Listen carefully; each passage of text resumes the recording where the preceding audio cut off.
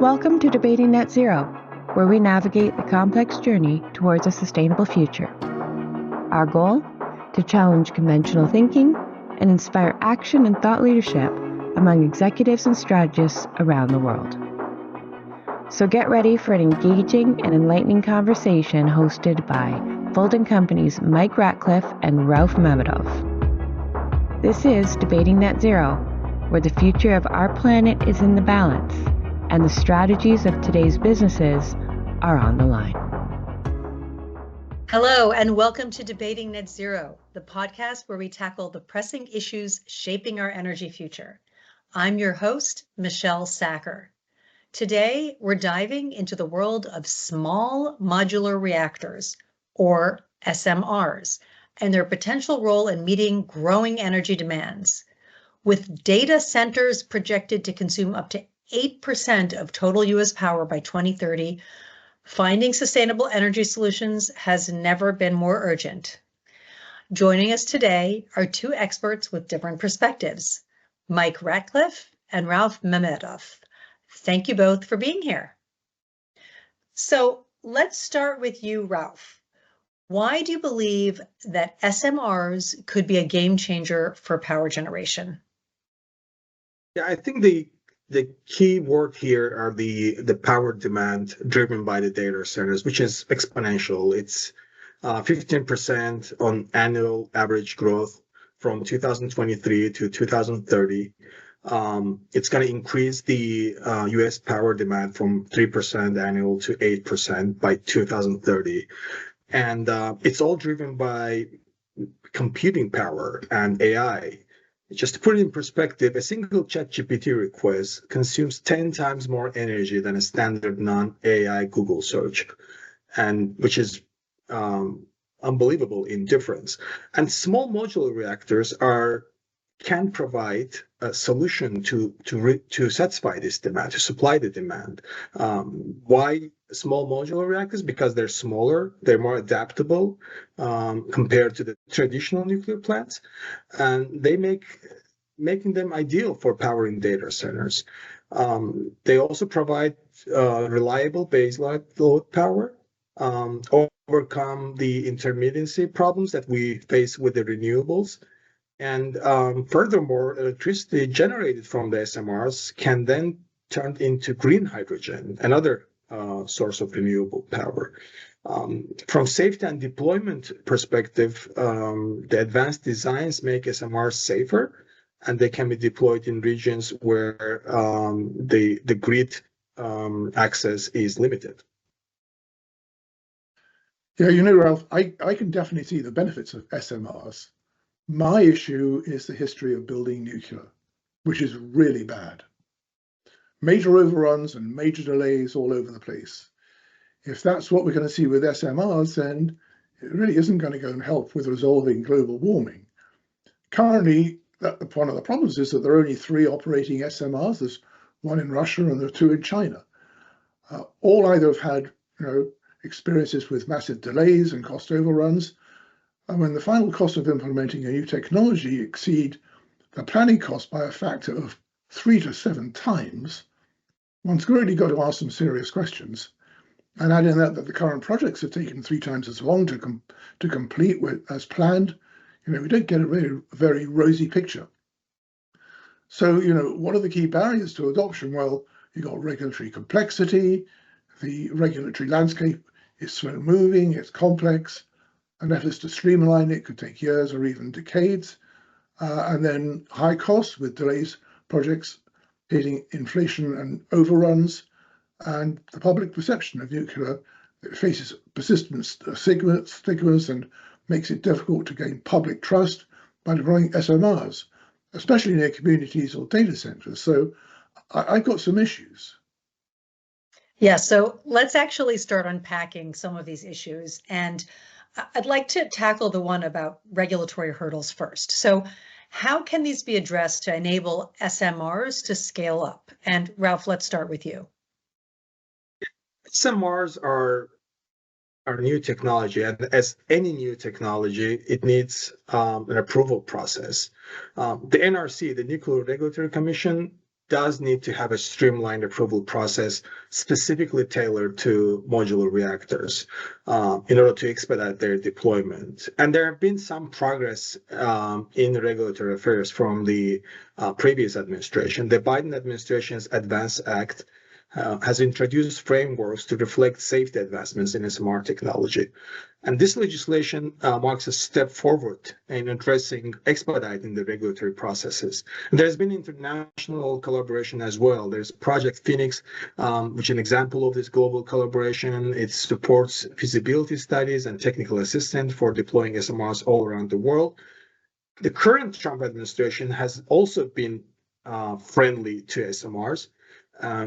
They, as an administration, they will face this challenge of fast, rapid growth in electricity demand driven by the big data.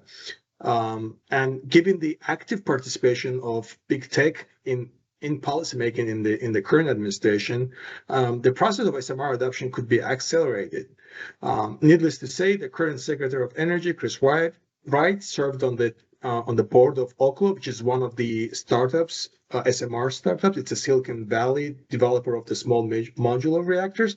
So there's been a progress from the regulatory perspective, and there is a big push from big tech in this regard, and the current administration seems welcoming to this technology. So I think there's a huge optimism in overcoming these regulatory obstacles.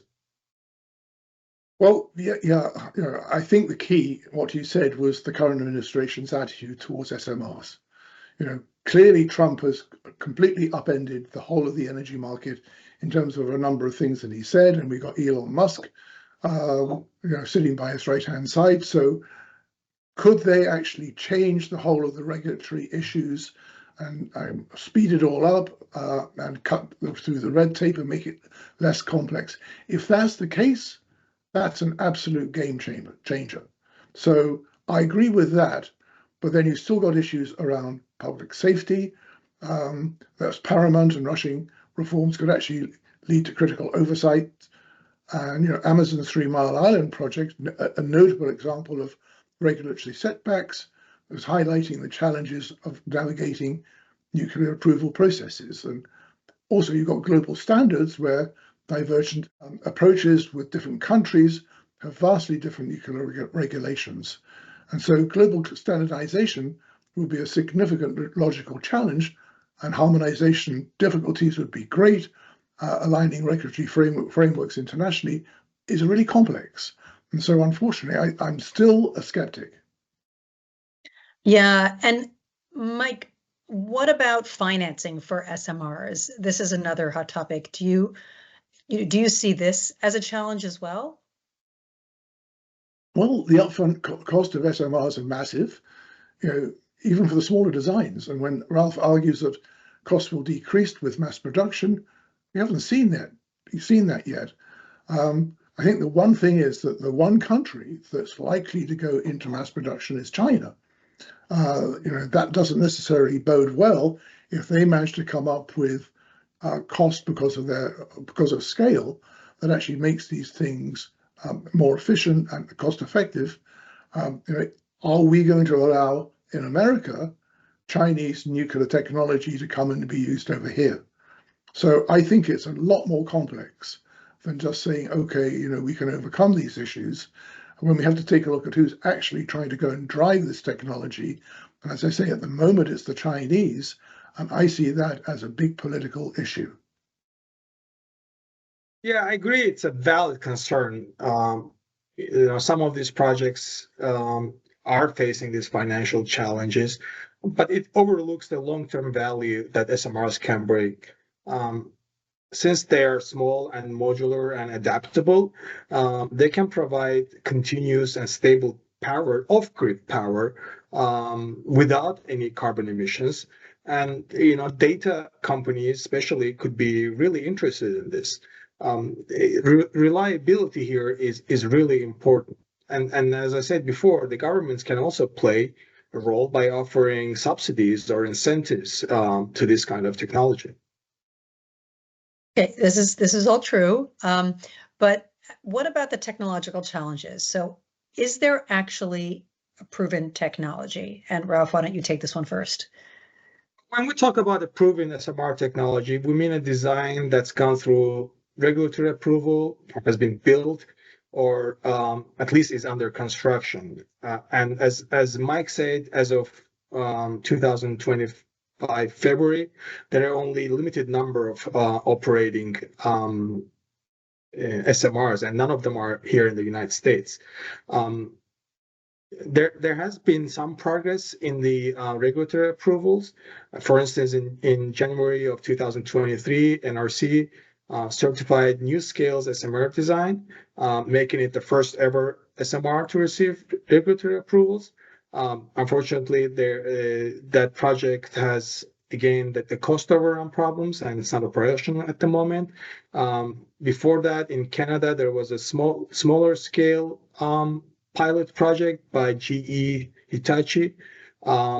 They've gone through the first round of approvals, and they did start the construction of the SMR, but it will take at least a decade to build it.